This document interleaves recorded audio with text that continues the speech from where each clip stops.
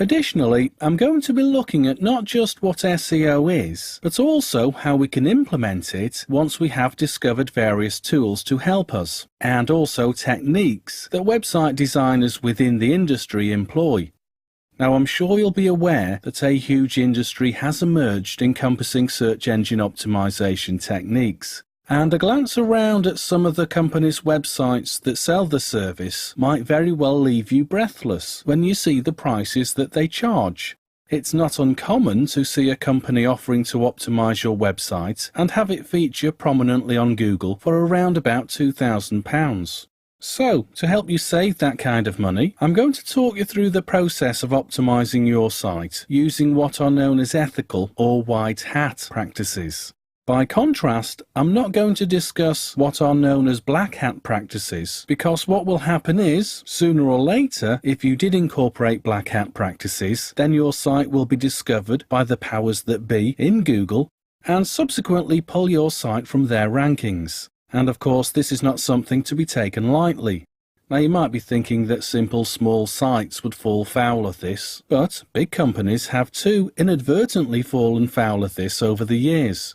Somewhat ironically, if you do a Google search for major players who have fallen victim to this, then you'll be surprised at how many big companies were banned, albeit temporarily, from Google's page rankings. One of the big names, only around about 5 years ago, was BMW.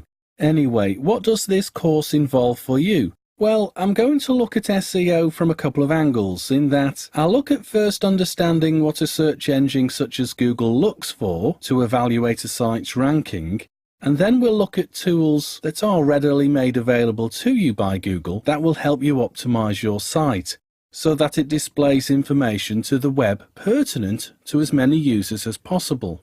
And I think that's one tip to pick up immediately. Google is all about getting as many eyes as possible looking at the web as a result of using Google's search engine. Now, when you think about this from their perspective, you can see that this makes good business sense to them. For example, a user will use Google first of all to search for a recording studio, for example. As a result, that same user will be exposed to lots of revenue-making adverts relevant to the search term found. And so once we found out how Google operates and how it ranks or weights websites, we'll use this knowledge to then employ the techniques on our website so that we stand a better chance of climbing to the top of Google as possible. Now, I know I keep talking about Google here. I'm aware there are other search engines such as Bing and Yahoo, but to be honest, when was the last time you... Let's have a think about what the term search engine optimization actually means. By trying to define search engine optimization, we'll get a better understanding of what we can expect from it. I say this because no one can guarantee that doing a certain number of established, tried and trusted techniques will 100% guarantee your site will be number one on Google. If you think about it, this is logical, because if you are a plumber and your competitor is a plumber and so are 1,000 other people in your neighborhood, then if there was a straightforward, fail-safe method of getting to the top of Google, then every plumber in your area would be implementing this method of getting to the top of Google. Well, of course, this can't happen because there are only a finite number of available spots on Google's pages, and I'm really only talking about the first 2 pages of Google. Because much research tells us after Google's page 2, then you're as good as non-existent to the general public because they don't search past page 2. And in truth, I'd be surprised if more than 1% searched past page 1.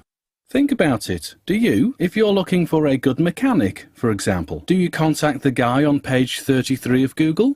Do you even contact the guy on page 2? I bet it's very rare you'd contact anyone after page 1 for pretty much any search you undertake. So, this real-world example of what everyday people actually do when they search does help us define what search engine optimization is. And the end result is partially defined as a website that has been configured to display on page 1 or page 2 of Google.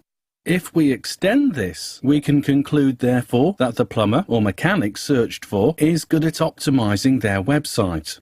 But when we think about it, they might not necessarily be the best at their job. Further, think about how many times you've searched for a good restaurant, for example, in a strange town, and find a place towards the top of Google, but once eaten there, doesn't really warrant such a high position. See what I mean? Good at Google doesn't necessarily mean captivating at cooking. Of course, it can mean both, and this also helps define search engine optimization. Word of mouth, getting great online reviews on social media outlets and on the multitude of eating out review websites means a restaurant good at its job figures highly on Google. We'll now appreciate then that search engine optimization is a fluid discipline in that no single set of rules will automatically send a website to the top of Mount Google. What can help considerably is everyday people liking a business and confirming this by searching for a restaurant, first of all, for example, and then bookmarking the resulting site, and then, from there, spending time looking at the site.